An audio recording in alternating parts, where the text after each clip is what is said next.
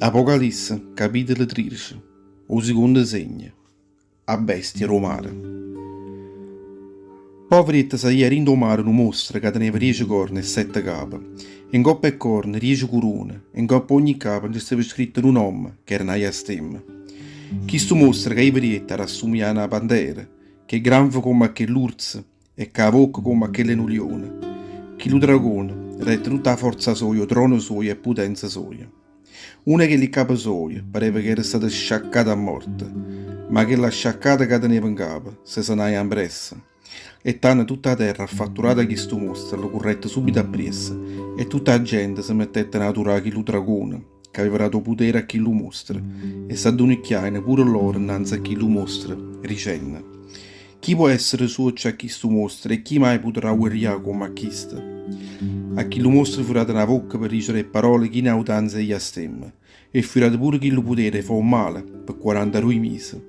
E chi sto mostra rapette subito la bocca sua e si mettette a sparlare e a regnere fetenzie a Dio, e a maledicere un nome suo e a insultare tutta la dimora sua e tutti quelli che stavano in giro.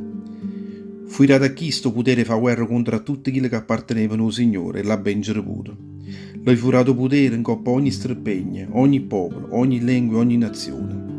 Innanzi a chi si addonicchiarono tutta la gente della terra, che non tenevano, a quando era stato creato il mondo insieme. A tanto, un nome loro scritto in due libri della vita e l'agnello, che era stato acceso. Chi è capace di sentire, si mettesse a sentire. Chi che ha da essere mandato prigioniero sarà mandato certamente in da prigionia, e chi che ha da essere acceso con la spada sarà acceso con la spada.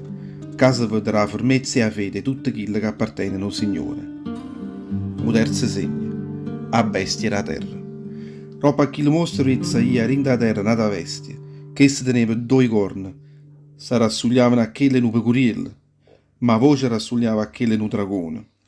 Che essa teneva potere che la prima bestia, che la stava annanzi, e custerneva tutta la terra e tutta la gente che stava là dentro a durare come a Dio, che la bestia che prima teneva che la sciaccata in capo, e poi era sanata. Faceva pure prodigi assai rossi, zina facendo a cielo fuoco in coppa a tutta la terra, innanzi all'occhio e tutta la gente. Per mezzo di questi miracoli che Stefano aveva avuto potere fa, campando innanzi a che la prima bestia, che essa ha fatturare tutta la gente della terra, comandando a loro, e ha pure una statua che lo mostra, che teneva una capa sciaccata, a una spada, e poi si era sanata impressa. Che la bestia aveva potere era la vita a quella statua che lo mostra, tanto che la statua poteva pure parlare, e poteva far morire tutti quelli che non si addonicchiavano innanzi a essa, può adorare. Che la bestia facette mettere pure un mirco in coppa a mano ritta e in fronte a tutta quella gente, piccerilla e rossa, ricca e paziente, libera e schiava. Nessuno poteva accattare o vendere se non teneva questo mirco, se non teneva un nome che la bestia, un numero o un nome suo in quella essa. Cangiavano poche giuricce e chi teneva poche cervielle in capo, facesse un condolo numero che la bestia, perché un numero che affiora un nome è nome, e chi lo numero è 666.